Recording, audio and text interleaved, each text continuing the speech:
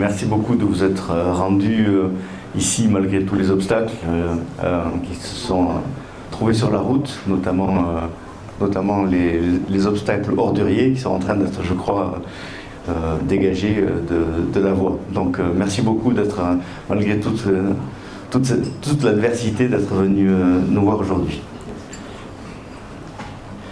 Tout d'abord un petit peu de, comme on dit en bon français, de housekeeping.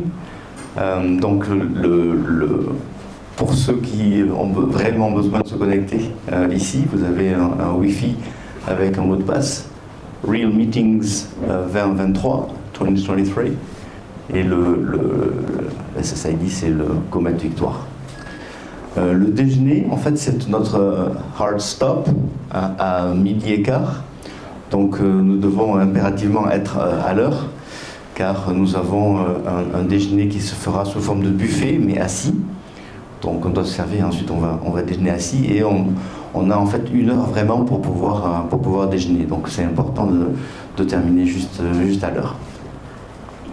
Et enfin, la note qui est en dessous, en fait nous avons un maître caméraman ici même, qui va en fait nous filmer, qui va enregistrer ce qui va se passer pour les présentateurs, mais aussi dans l'assistance.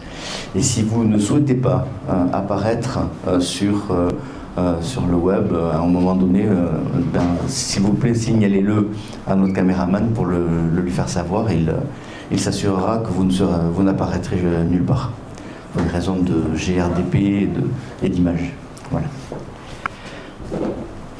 Donc j'attaque directement avec l'agenda.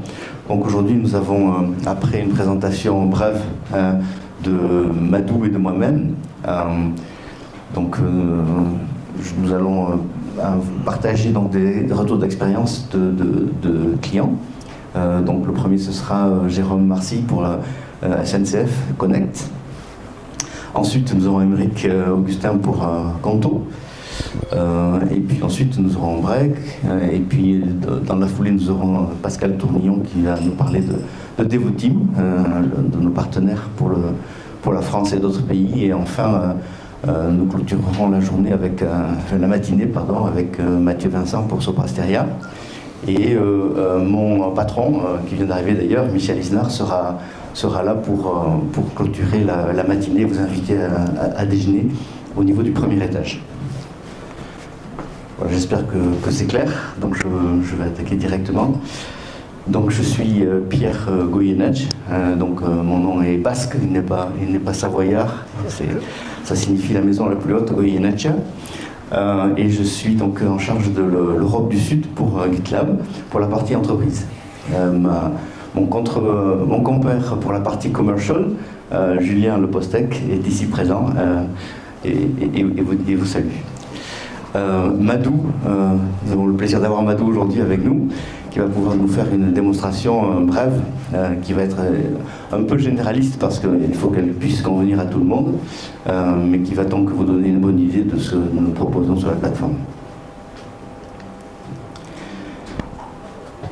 Donc brièvement, GitLab a commencé en 2011 avec deux Ukrainiens qui travaillaient pas dans leur garage en Californie, mais dans leur maison où il n'y avait pas l'eau courante à l'époque. Ils ont quand même eu l'idée que l'avenir était dans le DevOps, et ils ont commencé à travailler sur cette plateforme GitLab en 2011.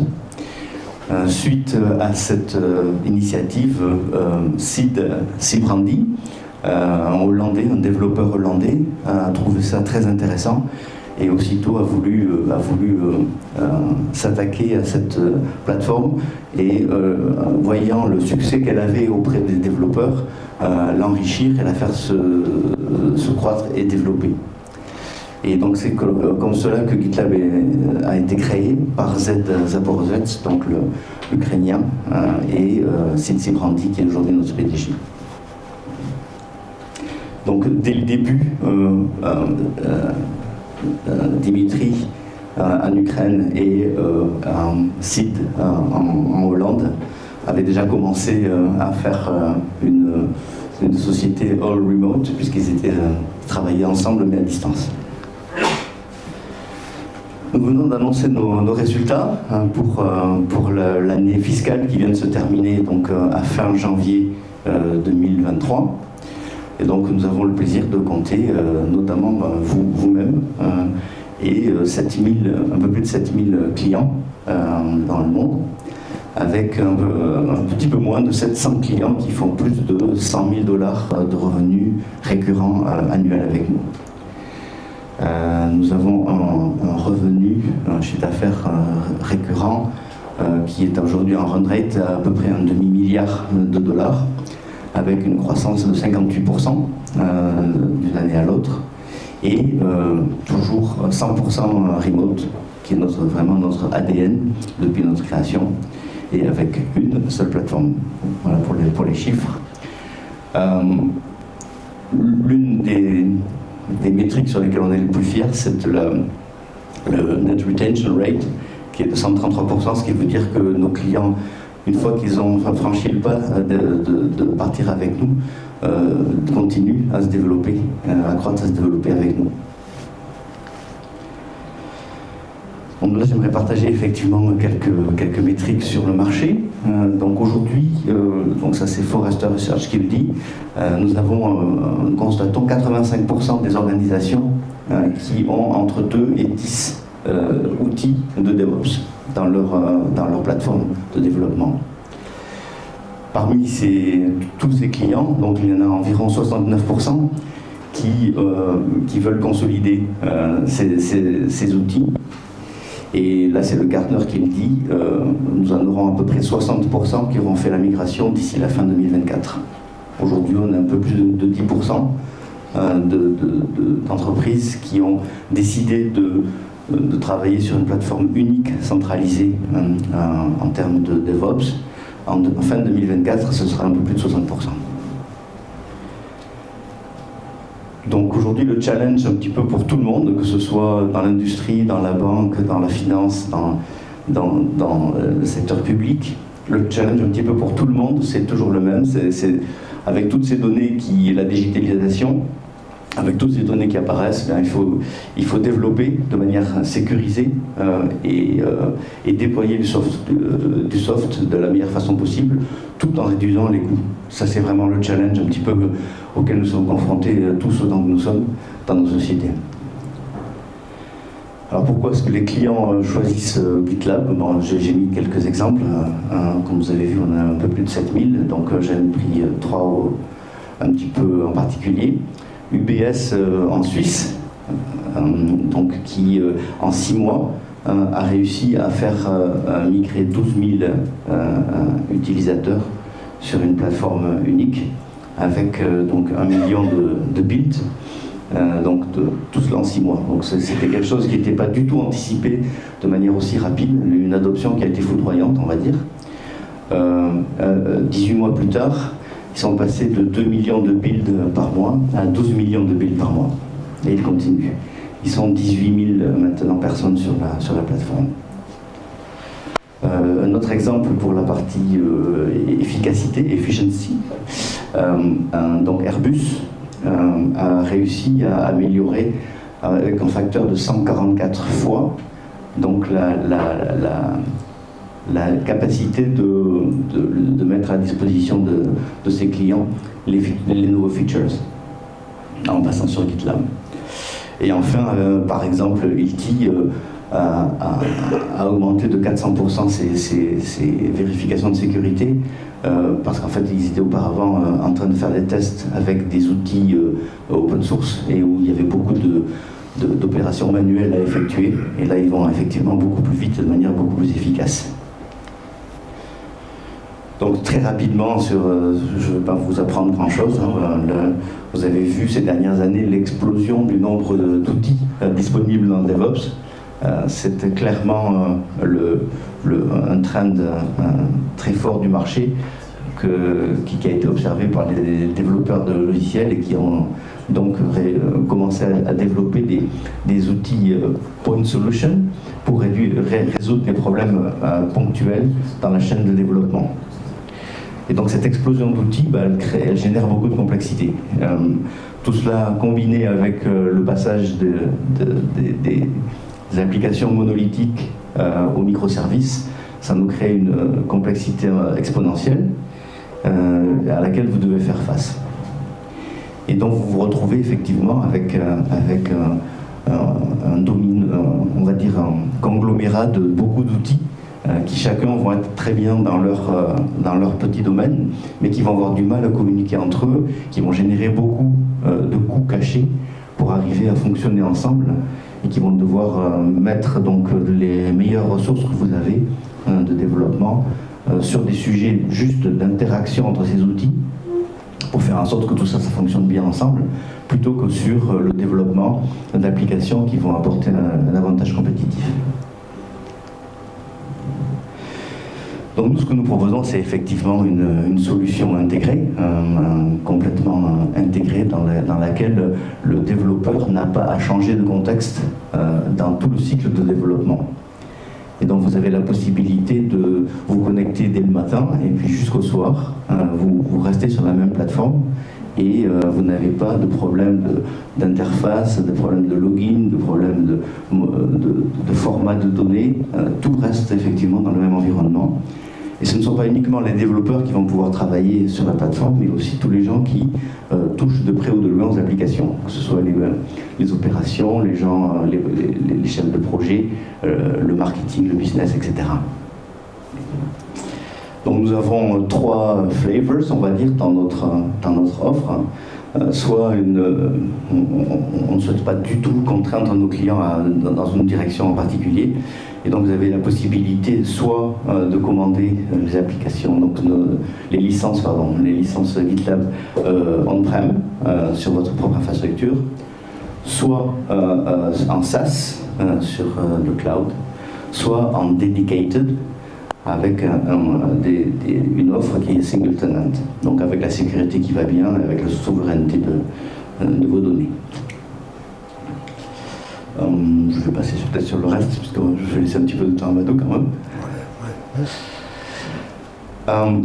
Pour y voir clair et pour avancer avec nous, l'une des manières que nous mettons en avant, c'est ce qu'on appelle le VSA. Alors le VSA, c'est une méthodologie qui permet, indépendamment du produit, on ne parle pas de GitLab à ce moment-là, mais on va faire une évaluation de votre environnement de DevOps. Où est-ce que vous en êtes aujourd'hui? Où est-ce que vos développeurs, vos personnes des opérations passent du temps? Et on va arriver à des diagrammes comme celui-ci, où vous avez, vous voyez en haut à droite, les tâches à valeur ajoutée, les tâches où il n'y a pas du tout de valeur ajoutée, et puis les tâches où on ne fait rien sur la plateforme. Et en fait, donc ça c'est en haut vous avez l'état actuel, en bas vous avez l'état désiré, on va dire, qui est la cible. Et puis on vous propose ensuite comment y arriver. Ça passe peut-être par des intégrations, par des modifications, des changements d'organisation, etc. Et on vous donne juste quelques indications pour pouvoir avancer dans ce sens-là. Nos partenaires sont là pour pouvoir avancer beaucoup plus en détail avec vous, si vous le souhaitez. Mais c'est une démarche que l'on préconise beaucoup, notamment pour faire aussi des calculs de ROI, qui en ce moment sont sans doute des challenges auxquels vous devez faire face en tant que responsable DevOps, parce qu'on vous demande de justifier des ROI en général de moins de 12 mois, donc ça peut vous aider significativement. Et mon dernier slide, ça va être pour parler de nos partenaires. Donc aujourd'hui nous avons Devoteam qui va parler, mais nous avons effectivement plusieurs partenaires en France. Nous avons le plaisir d'avoir Cirel, Spectrum, CLI, Enix, WeDo et ALM Toolbox. Donc n'hésitez pas à discuter avec eux, ce sera avec beaucoup de plaisir qu'ils échangeront avec vous. Et je vais laisser la place à Madou. Merci beaucoup.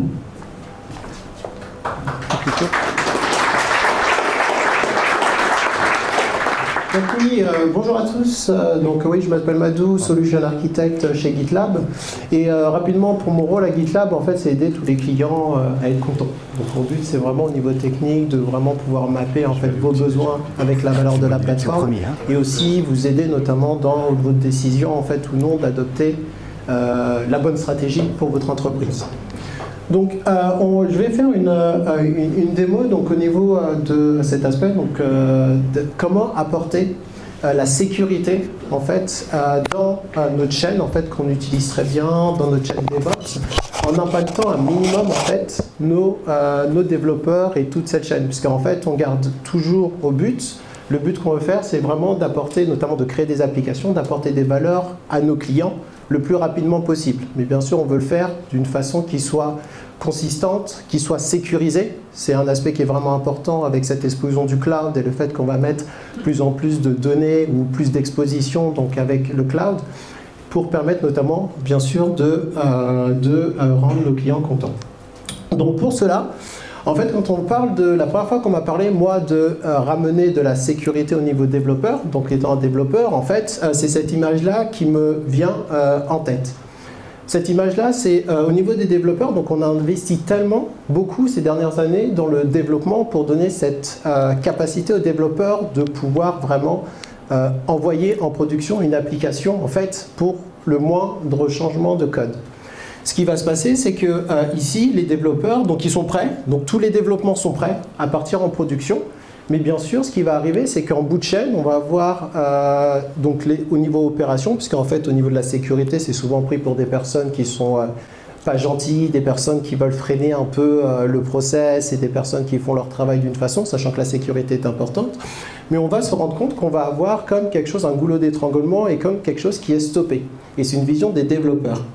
Pour les personnes au niveau de la sécurité, bien sûr, ils ont cette responsabilité de s'assurer que le code qui est poussé en production est sécurisé, mais tout ce qui est mis en place, en fait, les façons dont c'est mis en place, et sachant qu'ils n'ont pas forcément tous les moyens en fait, nécessaires pour pouvoir le faire de façon efficace, donc là, tout peut être stoppé. Donc cette vision, c'est vraiment de voir que tout peut être stoppé, et de temps en temps, ils voient aussi les développeurs un peu comme ceux qui essayent notamment de frauder cette partie de sécuriser en essayant de contourner, contourner notamment les règles qui ont été imposées, etc. Donc le but de ça, et ce qu'on veut voir notamment quand on va parler de DevOps, c'est bien sûr ce terme, en fait, il est juste recentré sur les développeurs et les opérationnels, mais en fait, il faudrait aller plus loin. Parce qu'en fait, quand on va parler de DevOps, le but, c'est vraiment d'enlever tous les points de friction et de vraiment accélérer la collaboration entre toutes les parties prenantes, en fait, de la chaîne de développement. Et ces parties prenantes, il n'y a pas que les développeurs, il n'y a pas que les ops, il y a aussi donc cet aspect sécurité, et elle devient beaucoup plus présente et vraiment très important. Parce que le fait que la sécurité soit d'un côté et que les DevOps travaillent déjà en collaboration de l'autre et avec le business bien sûr, parce qu'on travaille en mode agile, donc en fait on garde toujours cette notion de silo pour la sécurité. Et ce silo pour la sécurité, en fait, il va se traduire par exemple sur cette chaîne-là. Si on prend la chaîne d'un développeur, donc le développeur il fait un changement de code, ce changement va dans un repository Git, ce repository va donc lancer en fait tout ce qui est chaîne de test pour pouvoir s'assurer que le résultat attendu du code fonctionne bien et qu'il n'y ait pas de bug ou autre chose. Donc ça c'est les points. Par contre à ce niveau-là, et l'habitude c'est qu'on ne teste pas cette point de vue sécurité. Ce qui fait que quand on va aller merger en fait notre code, potentiellement on peut avoir une faille de sécurité sur laquelle on n'est pas au courant. Une fois que c'est fait, bien sûr, on va déployer sur l'environnement, sur un environnement. Donc cet environnement peut être exposé à des problèmes aussi de production. Et c'est à ce moment-là, c'est vraiment du coup dans cette bout de chaîne qu'on va commencer à vérifier est-ce que mon code est sécurisé. Donc ça va partir sur un aspect forcément infrastructure, ce qui est vraiment important. Mais dans cet aspect application, donc, on va avoir donc l'application qui tourne, donc on va pouvoir faire que une liste restreinte de tests en termes de sécurité, parce qu'on va juste avoir, on va pas avoir le code source par exemple, on va juste avoir l'application qui tourne et on va pouvoir requêter l'application directement, faire des pen tests, mais pas forcément aller plus en profondeur. Au niveau de l'équipe de sécurité, donc une fois que l'information est revenue, cette information en fait elle n'est pas consommable directement pour un développeur. Donc on va avoir un travail déjà d'identifier d'où vient le problème, dans quelle branche, qui a fait quoi, comment, etc. Et bien sûr, comme ça arrive en bout de chaîne, on a bien sûr, ça peut aussi impacter en fait tout ce qui va être process et décision, notamment, enfin process qui va être vraiment au niveau de votre planning. Vous allez devoir aller en production, ben non, il y a une anomalie critique, donc on va être obligé de repousser, etc., etc. Et forcément, on va donner aux développeurs notamment cette information au bout d'un moment, mais ça va être dans un autre système où ça va utiliser notamment voilà, DXL, etc.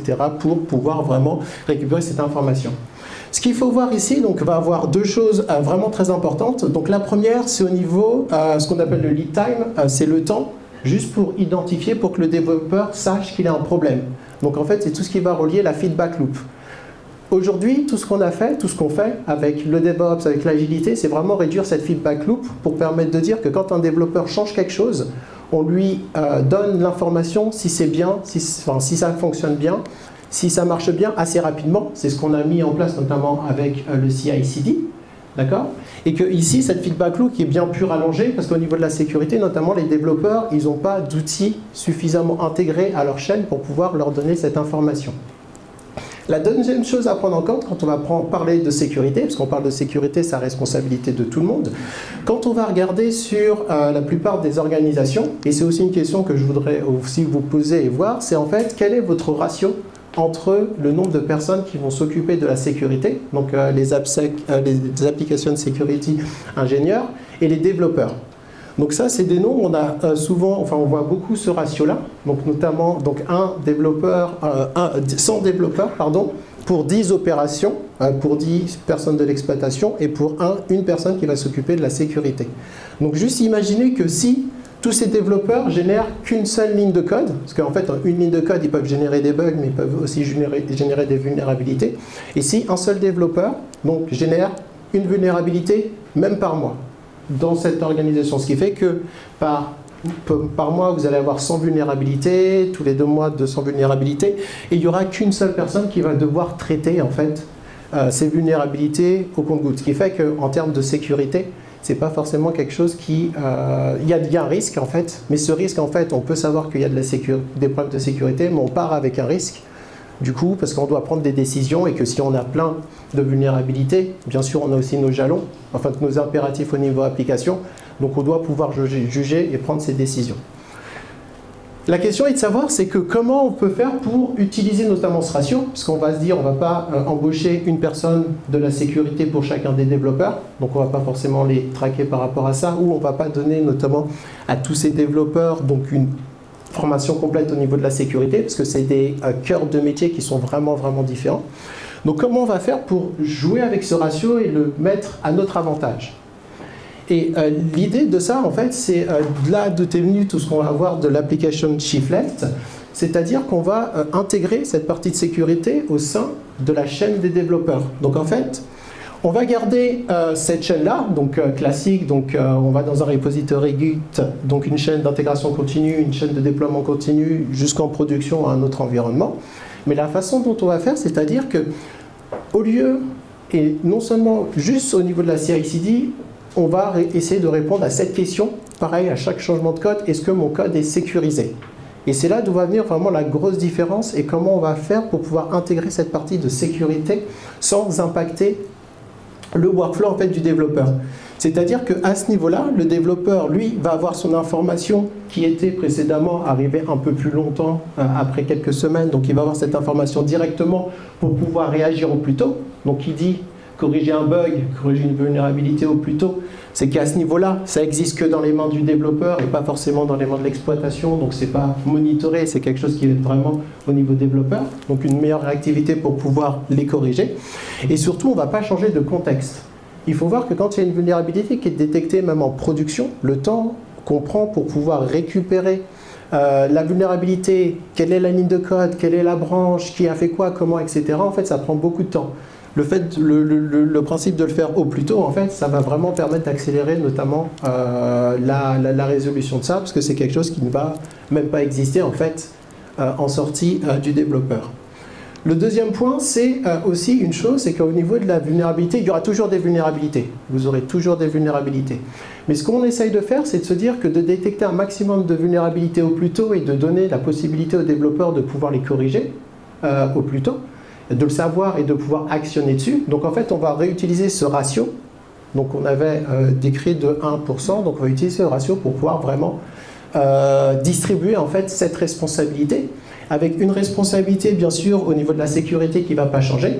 Donc s'assurer que l'environnement au niveau infra, au niveau code, etc. soit vraiment sécurisé. Mais par contre, on va assigner une tâche au développeur, c'est non pas de forcément créer du code qui fonctionne et du code de bonne qualité, parce que c'est des choses qu'on fait toujours, mais aussi d'ajouter, vous devez générer du code qui est sécurisé. Et c'est en arrêtant la fuite en fait, de vulnérabilité à ce niveau-là, donc forcément, on va avoir moins de travail et moins de vulnérabilité donc, aux côtés de la sécurité qui pourront, eux, vraiment investir du temps dans l'infrastructure, une certaine collaboration, l'infrastructure, tout ce qui est aussi formation aussi, notamment au sein de l'entreprise, les bonnes pratiques, etc. en termes de sécurité. Donc c'est vraiment cet aspect collaboration qu'on va ramener. Et dans GitLab, ce qu'on va avoir, c'est ce process-là qu'on a et donc que vous connaissez déjà en tant qu'utilisateur GitLab, c'est ce process classique. Et ce qu'on a rajouté pour garder une seule plateforme et aussi continuer cette collaboration, c'est de pouvoir ajouter juste cette brique en fait, de scanner de sécurité à l'intérieur de notre chaîne. Et donc du coup, je vais vous montrer à quoi ça ressemble en fait au niveau de GitLab. Et donc au niveau de GitLab, et de voir un peu cette perspective entre les développeurs et les équipes de sécurité. Donc, au niveau de GitLab, donc, pour ceux qui sont familiers avec GitLab, donc ça, c'est ce qu'on appelle une merge request. Donc en gros, c'est à ce niveau-là que la collaboration en fait arrive. C'est vraiment cet élément que les développeurs voient, dans lesquels en fait, pour un changement de code bien précis, vous allez avoir toutes les informations sur est-ce que ça fonctionne, est-ce que ça fonctionne, est-ce que tous les tests sont OK, qui a fait quoi quand, et aussi ce qu'on va rajouter, en fait, c'est vraiment intégrer en fait cette partie-là qu'on va avoir au niveau des licences, enfin que peut avoir des licences et au niveau de la sécurité, pour pouvoir dire combien de vulnérabilités j'ai généré dans mon changement de code. Ce qu'on veut retirer aussi, c'est pas forcément de transmettre en fait un rapport pour dire qu'on a beaucoup de vulnérabilités, c'est vraiment de s'assurer qu'on va enlever tout ce bruit-là et que la responsabilité du développeur, encore une fois, c'est pas de corriger toutes les vulnérabilités qui existent, mais c'est vraiment de ne plus générer de vulnérabilité, de générer du code sécurisé. Et donc, en ayant en fait ces informations-là, donc c'est pour ça que là, j'ai pas de nouvelles vulnérabilités, mais on va avoir en fait des dashboards qui vont nous donner cet aspect-là, donc combien de vulnérabilités j'ai pour ce changement de code. Quand je vais arriver sur une vulnérabilité, bien sûr, plusieurs informations sur cette vulnérabilité, plusieurs descriptions. Quand une solution est disponible, donc il va informer cette solution. Et cette information-là, c'est des choses que les développeurs peuvent faire par eux-mêmes. C'est juste une mise à jour, par exemple, de librairie qu'ils utilisent. Donc c'est des choses qu'ils peuvent faire. Alors du coup, pourquoi attendre plus longtemps pour pouvoir le faire? Mais donnons-leur les moyens, en fait, de pouvoir agir au plus vite. Ensuite, ce qui est là, c'est que, bien sûr, on ramène cette information au niveau des développeurs. Mais ce qu'on a aussi rajouté, c'est le fait que la merge request, ici, en fait, le développeur ne peut pas aller plus loin s'il ne corrige pas en fait, ses vulnérabilités. C'est une chose aussi qui est importante, puisqu'on veut savoir et être sûr que, par exemple, les personnes de la sécurité ne vont pas être impliquées dans tous les changements de code. Mais par contre, on veut être sûr qu'ils soient impliqués au bon moment et seulement quand c'est nécessaire. Et ici, quand c'est nécessaire, c'est notamment quand j'ai des vulnérabilités aussi au-dessus de haute, au niveau de la sévérité.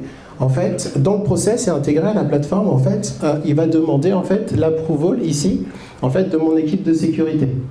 Donc pareil, c'est vraiment de permettre de mettre des checks, pas partout, d'avoir vraiment, de retrouver vraiment une balance en fait, pour s'assurer que les développeurs ont l'information pour pouvoir résoudre des vulnérabilités au plus vite, mais aussi rassurer l'équipe de sécurité, parce qu'en fait, on est sûr qu'avec ce process-là, en fait, on ne peut pas aller plus loin, et notamment de pouvoir s'assurer que cette partie de créer du code de plus en plus sécurisé, en fait, est bien appliquée.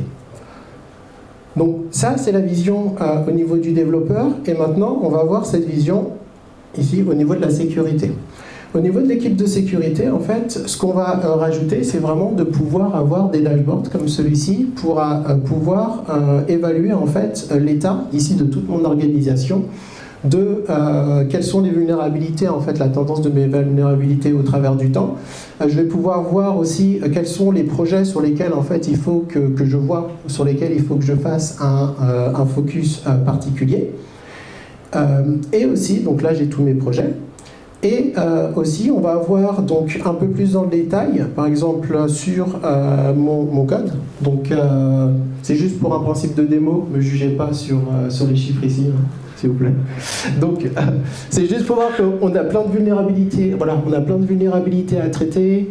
Par sévérité, on peut bien sûr effectuer des filtres, par exemple par rapport à différents types de scanners. Ce qu'on essaye de faire aussi, c'est de pouvoir, la sécurité, c'est pas juste un aspect qu'on veut vérifier. Au niveau de la sécurité, on veut vérifier, par exemple, est-ce que mon code est sécurisé? Très bien. Est-ce que les librairies et les dépendances que j'utilise sont sécurisées? Est-ce que les conteneurs, dans les conteneurs, en fait, on ramène beaucoup de dépendances? Pareil, est-ce que les conteneurs que je déploie, en fait, ils sont sécurisés? Est-ce que quand mon application tourne et quand j'expose en fait une API, est-ce que cette API est sécurisée? Donc le but de la plateforme, c'est vraiment d'apporter un maximum d'éléments pour s'assurer d'une bonne couverture au niveau sécurité. Un autre aspect aussi qui est venu, qui est important, notamment quand on va parler de dépendance, c'est-à-dire qu'on va générer le SBOM, Software Bill of Materials, qui va donner en fait l'état des lieux pour un projet précis en fait de toutes les dépendances que j'utilise. Et bien sûr, pour chacune de ces dépendances, on va analyser pareil le nombre de vulnérabilités en fait qui sont détectées par chacune des dépendances. Encore une fois, ce qui va être important, c'est que l'information elle est clé. L'information et la réponse, enfin la question qu'on recherche, c'est vraiment est-ce que mon application est sécurisée, et c'est quelque chose qu'on va apporter pour vous permettre notamment de prendre les bonnes décisions et d'évaluer notamment le risque lorsque vous allez partir en production. Et le dernier aspect, donc aussi au niveau licence, parce que c'est quelque chose qui est aussi important, donc on va analyser les licences utilisées dans ces dépendances, et par rapport à cette licence-là, en fait, on va pouvoir mettre des règles pour pouvoir interdire ou non l'usage de certaines licences. C'est souvent des choses en tant que développeur, et je suis coupable le premier, c'est-à-dire que les développeurs, on va utiliser une librairie, notre but c'est que ça fonctionne, mais personne nous dit, on nous le dit et on oublie, que c'est important aussi cet aspect de licence. Parce qu'en fait, ça peut mettre en péril en fait, une organisation, on peut avoir des amendes, etc. Donc quelque chose qui est aussi vraiment important. Donc voilà pour cette partie de démo. Pour vous montrer tout ça. Dans tous les cas, ce qu'on a vu, c'est vraiment de montrer que ce qu'on essaye de faire, en fait, c'est de continuer ce qu'on a déjà fait, avec notamment le business, rapprocher le business et les développeurs avec toutes les pratiques agiles, rapprocher les développeurs et les ops, donc avec cette pratique DevOps. Et maintenant, on essaye vraiment de ramener aussi, du coup, dans cette partie, les personnes de la sécurité, parce qu'on oublie, et on a eu un gros focus encore une fois sur la partie développement, mais on peut voir que la sécurité, donc on a vraiment cette AppSecDev et ces bonnes pratiques, ce Shiflet notamment qui est en place. Au niveau des opérations aussi, où on n'a pas assez investi, on va avoir du GitOps par exemple, des nouvelles pratiques qui vont permettre d'accélérer, pour être sûr que tout le monde en fait part sur le même but, c'est vraiment d'apporter de la valeur, un maximum de valeur à nos clients de plus en plus vite. Et du point de vue du développeur, et aujourd'hui en fait dans nos mondes, c'est vraiment de pouvoir déployer des applications beaucoup plus vite et beaucoup plus sécurisées. Donc merci pour votre attention. Merci à tous. Donc je serai dans les parages hein, si vous voulez parler et autres. Et maintenant, juste pour pouvoir enchaîner, j'ai grignoté un peu du temps de Jérôme. Donc Jérôme, si tu peux nous rejoindre pour la session avec...